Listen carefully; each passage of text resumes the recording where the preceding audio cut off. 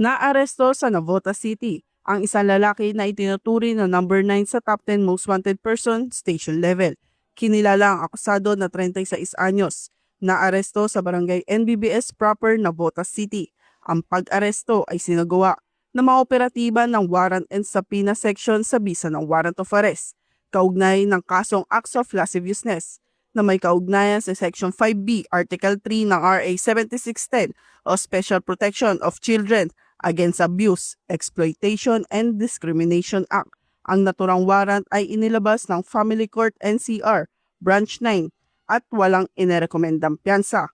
Sa kasalukuyan, ang akusado ay nasa Custodial Facility Unit ng Navotas City Police Station habang inihahanda ang return of warrant of arrest para sa pagsusumite sa kinauukulang hukuman.